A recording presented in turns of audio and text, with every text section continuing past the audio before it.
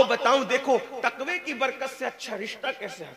मैं कोई वजीफे का मुखालिफ नहीं हूं, मैं खुद सिलसिले से वाबस्ता हूँ अल्हम्दुलिल्लाह। मैं कादरी बरकाती हूँ अल्हम्दुलिल्लाह रब्बिल आलमीन। मैं इमाम अहले सुन्नत का गुलाम हूँ अल्हम्दुलिल्लाह रब्बिल आलमीन। सुभान अल्लाह। हमारा रिश्ता है जिस खानकाए कादरिया बरकातिया से मेरे इमाम का रिश्ता है, मोहब्बत है, हम वहाँ की गुलामी रखते हैं अल्हम्दुलिल्लाह। हाँ, लेकिन एक बात आपसे कहता हूँ, देखिए हमारे बुजुर्गों ने जो बात कही है उसी को तवज्जो। इमाम अहले सुन्नत फरमाते हैं अल वजीफतुल करीमा में कि फकीर अक्सर वजीफे में वही दुआएं रखता है जो हदीस में है। हाँ, लोग इमाम अहमद रजा को कहते हैं बिदती थे। मैंने कहा वो जितना सुन्नत के आमिल थे उस सदी में किसी बिदती फिरके के अंदर ऐसा आलिम और आमिल तो दूर की बात है, उनकी जूतियों की नोक की जो गर्द है ना उसके बराबर भी आप उनकी जिंदगी का कोई अमल खिलाफ सुन्नत साबित करके बताओ।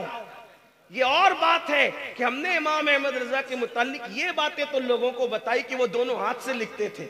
ये तो जिम्मेदार वो है जो बयान कर चुके। लेकिन मुझे तो इमाम अहमद रजा की जिंदगी में ये नजर आता है कि वो आखिरी दिन, अपनी जिंदगी के आखिरी दिनों के अंदर दो लोगों के हाथ पर, दो लोगों के कंधों पर अपने हाथ रखकर अपने पैरों को जमीन से घसीटते हुए नमाज़े बाजमात के लिए मस्जिद में जा रहे हैं। मुझे ये बात नहीं कि कोई जो बयान करे उसका जिम्मेदार वो है। मैं ना मुखालफत कर रहा हूँ ना हिमायत कर रहा हूँ किसी के दो हाथ से लिखते नहीं, लेकिन मैं उनके दोनों हाथ को देख रहा हूँ तसव्वुरात में कि वो दो मानने वालों के कंधों पे हाथ रखकर बाजमात जा रहे हैं। आखिरी अय्याम में इतने बीमार हो गए हैं कि चल नहीं सकते, तो पैर रगड़ करके मस्जिद जा रहे। किसी ने कहा ऐसे वक्त में तो जमात माफ हो जाती है, आप घर में भी नमाज पढ़ सकते हैं। तो मेरे इमाम ने फरमाया जमात माफ हो जाए अलग बात है, लेकिन ये अदा तो मेरे नबी की सुन्नत है ना। हुजूर भी तो किसी के कंधे पर हाथ रखकर मस्जिद तक गए थे। जब मस्जिद जा नहीं सकते थे तो तब भी तो इस हालत में गए थे। बात जमात के माफ होने की या उसके अदा करने की नहीं है, हम इश्क के बंदे हैं, हम सवाब के सौदागर नहीं हैं, हम इश्क के बंदे हैं। हम तो देख रहे हैं कि महबूब की अदा क्या है, उसी अदा को अदा कर रहे हैं। सुभान अल्लाह, सुभान अल्लाह। मसलके आला हजरत का नारा लगाने वालों, क्या ये अदाएं हमारे अंदर भी है? जो बेटे की शादी में 3-3 दिन की नमाजें छोड़ दे, जो मैयत की मसरूफियतों में नमाजें छोड़ दे, आखिर वो इस अदा पर, इसलिए कि शायद हमने इसका जिक्र हो सकता है किसी को इस पर तकलीफ भी हो कि ये क्या बात की जा रही है, लेकिन मैं आपसे आपकी तकलीफ का मुझे कोई ख्याल नहीं, मुझे तो अपने अल्लाह की रजा का ख्याल है, इसलिए मैं वो बात करना चाहता। तो मैं बात करने चला था, बात दूर न निकले कि अगर मुत्तकी बन जाओ, अगर अल्लाह से डरने लगो, गुनाह छोड़, ऐसी जगह का रिश्ता आएगा गुमान भी नहीं होगा।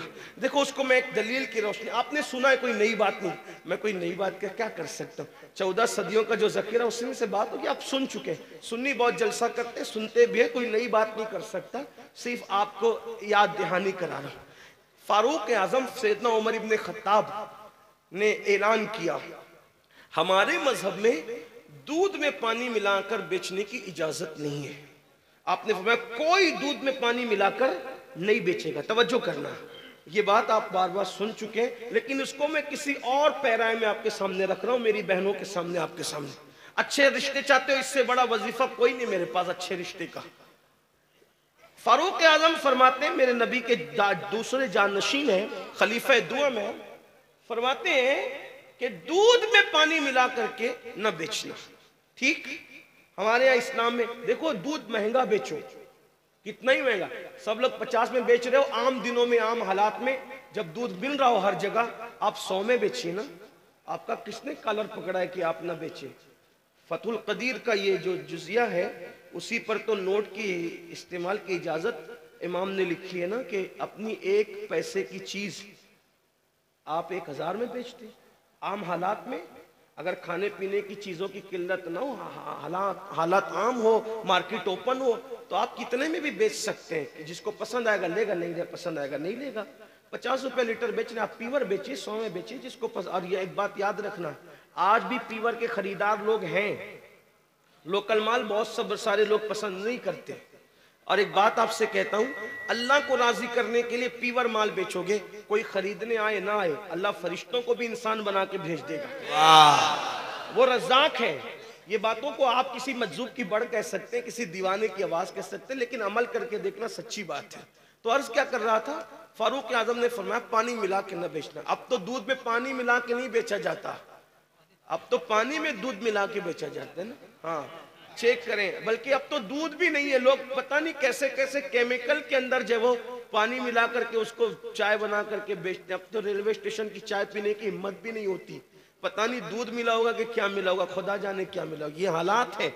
ला इलाहा इल्लल्लाह। इस्लाम का निजाम कितना खूबसूरत है। वक्त का अमीरुल मोमिनीन कहते हैं दूध में पानी मिला के न बेचना। अच्छा, फिर उसके बाद कह के सो नहीं जाते। आज लोग इसलिए करप्शन का शिकार है कि जो लोग कानून पास करते हैं करप्शन के खिलाफ, वही करप्शन के अंदर गिरफ्तार है। करप्शन का खात्मा उस वक्त होगा कानून पास करने वाला पहले अमल करे, ये बात है। तो फारूक आजम ने फरमाया दूध में पानी मिला के न बेचना। ठीक, मदीने शरीफ की गलियों में घूमने के लिए कौन करप्शन कर रहा है, कौन क्या कर रहा है। अचानक एक कांपती हुई बूढ़ी आवाज फारूक आजम के कान में पड़ी, कांपती हुई बूढ़ी आवाज, बेटी। जी मम्मी, जी अम्मी। मैं अपने अल्फाज में कह रहा हूं, वरना आप कहें कि ये अरबी में मम्मी कहां से आ गया। ऐसा नहीं है, कुछ लोग तकरीर सूंघने भी आते हैं तो ऐसा नहीं है, बात अपने लहजे में कही जाती है, तो अरबी में जी भी नहीं है, ठीक है, लेकिन बात तो आपकी करनी है ना, वरना अरबी मतन आपके सामने पढ़ूंगा तो आपको क्या समझ में आएगा। और मेरी गुजारिश ये भी है, मेरी आदत भी है कि मैं बहुत हल्की ज़बान इस्तेमाल करना चाहता हूँ, ताकि मेरे किसान भाई भी समझ ले, छोटे छोटे बच्चे भी समझ ले। ये तो कहा, जी अम्मी क्या बात है। कहा कि बेटा जल्दी से दूध में पानी मिला दो, रात का आखिरी पहर है। बूढ़ी माँ अपनी जवान बेटी से कहती दूध में पानी मिला। बूढ़ी माँ की आवाज सुनकर जवान बेटी की तरफ जब कान लगे फारूक आजम, तो उसने कहा अम्मी तुम्हें पता नहीं अमीरुल मोमिनीन ने मना किया ना दूध में पानी मिलाकर बेचने से, मैं दूध में पानी ना मिलाऊंगी। तो क्या कहा, बेटी वो अमीर तो हमारा सो रहा होगा, उमर सो रहे होंगे, वो कहां देख रहे हैं। तो पता है जवान बेटी ने क्या कहा, अम्मी अमीर तो नहीं देख रहा है, लेकिन तेरा और मेरा और अमीर का खुदा तो देख रहा है। वाह सुभान अल्लाह। अब इस पर यहां तक तो आपने सुना, अब तवज्जो करें। फारूक आजम ये सुनकर आंखें छलक पड़ी कि जवानों में ऐसे लोग मौजूद है, अभी भी जवान ऐसे लोग मौजूद है मेरे मजहब में, मेरे मदीने में। तो वहां पर आपने निशान लगा दिया, घर पे निशान लगा दिया, निशान लगाए, घर गए, आंख में आंसू थे। सुबह हुई, अपने बेटों को जमा किया और जमा करके फरमाया देखो मैं बूढ़ा हो चुका हूं, अब मैं कोई शादी नहीं कर सकता, तुम में कौन है जो उस लड़की से शादी करेगा जो अल्लाह से डर करके दूध में पानी नहीं मिला रही थी, उससे कौन शादी करेगा। आपके एक बेटे तैयार हो गए कि अब्बू मैं शादी करूंगा। आप देखें कोई रिश्ते में बीच किसी बिचौलिया को डाला गया, किसी अगवा को डाला गया, किसी अगवा ने अगवाई की, एक लड़की का तकवा, अल्लाह अकबर, मदीने मुनव्वरा के आम घराने का रिश्ता नहीं आया, वक्त के अमीरुल मोमिनीन का रिश्ता बगैर मांगे घर तक के चल कर आया। और वो तकवे की बरकत थी, परहेजगारी की बरकत थी, और फिर फारूक आजम की वो लड़की बहू बन गई, वक्त की अमीरुल मोमिनीन की बहू बनी। क्यों? डिग्री की वजह से नहीं, हुस्न की वजह से नहीं, माल की वजह से नहीं, नसब की वजह से नहीं, सिर्फ तकवे की बरकत से अमीरुल मोमिनीन की बहू बनी। और सिर्फ अमीरुल मोमिनीन की बहू नहीं बनी, बल्कि जब उस लड़की की शादी हुई तो अल्लाह ने फारूक आजम के बेटे और उस लड़की से एक और बेटी अता फरमाई, और उस बेटी का निकाह फिर एक जगह हुआ। उसी बेटी से जो बेटा पैदा हुआ, उसी बेटे को दुनिया ने हजरत उमर इब्ने अब्दुल अजीज के नाम से जाना और पहचाना।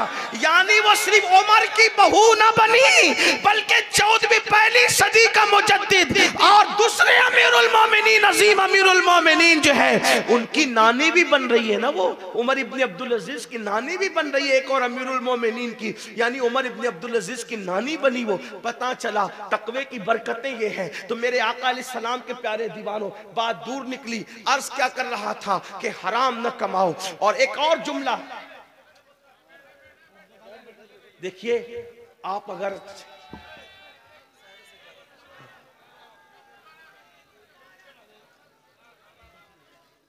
वक्त तो पहले ही कम है, मुझे अपनी बात कर लेने दे। और आप लोग बहुत अच्छा सुन रहे हैं माशाल्लाह। मैं इस इलाके में पहली बार आया हूँ, बंगाल का नाम बहुत सुना था, लेकिन पहली बार आपके इलाके में बहुत मोहब्बती लोग हैं, बड़े प्यारे लोग हैं, बहुत अच्छे लोग हैं। इस्तकबाल कर लें, हजरत तशरीफ ला रहे हैं, जो भी मेहमान आ रहे हैं उनका इस्तकबाल कर लें। नारे तकबीर, नारे रिसालत, फुल हसन बुखारी, मसलके आला हजरत, उलमाए अहले सुन्नत, फैजाने बुखारिया।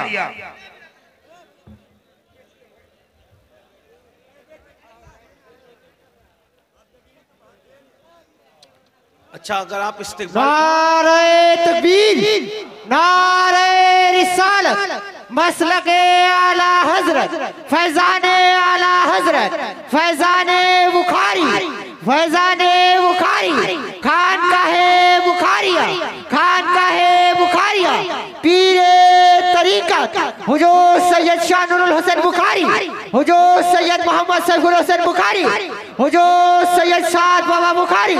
नारे तकबीर, नारे रिसालत। अगर इस्तिक़बाल हो गया हो तो बैठ जाए, बैठ जाएं, आप लोग अदब से बैठ जाएं। मुसाफा साहिबे सज्जादा तशरीफ ला चुके हैं। आप दुरूद शरीफ पढ़े, मैं अपनी गुफ्तगू मुकम्मल बैठ जाएं आप लोग आराम से। सब लोग दुरूद शरीफ पढ़ने एक मरतबा। अल्लाहुम्मा सल्ली अला सय्यदिना मौलाना मुहम्मदिन मादिनिल जूदी वल करम व आलिहि व सहबी व बारिक वसल्लिम सलातु व सलामन अलैका या जद्दल हसन वल हुसैन। बात आगे बढ़ाई जा सकती है, आप दुरूद शरीफ पढ़ने एक मरतबा सब मिलकर दुरूद शरीफ पढ़ें। अल्लाहुम्मा सल्ली अला सय्यदिना व मौलाना मुहम्मदिन मादिनिल जूदी वल करम व आलिहि व सहबी व बारिक वसल्लिम सलातु व सलामन अलैका या रसूल अल्लाह सल्लल्लाहु तआला अलैहि वसल्लम। मैंने पहले भी कहा था, अभी भी कहता हूँ, साहिब सज्जादा को मुबारकबाद पेश करता हूँ। माशाल्लाह उन्होंने मेहनतें की, काविशें की, इलाके के उलमाए किराम सादात किराम ने मेहनत की। इतनी खूबसूरत महफिल सजी और बहुत खूबसूरती से आप लोग सुन भी रहे। एक बार फिर बुलंद आवाज से आशिकों की तरह दुरूद शरीफ पढ़ने आप। अल्लाहुम्मा सल्ली अला सय्यदिना व मौलाना मुहम्मदिन मादिनिल जूदी वल करम व आलिहि व सहबिही व बारिक वसल्लिम सलातु व सलामन अलैका या रसूल अल्लाह। तो याद रखें, तकवा बड़ी अजीम चीज़ है, गुनाह से बचना बड़ी अजीम चीज़ है, परहेजगारी बड़ी अजीम चीज़ है।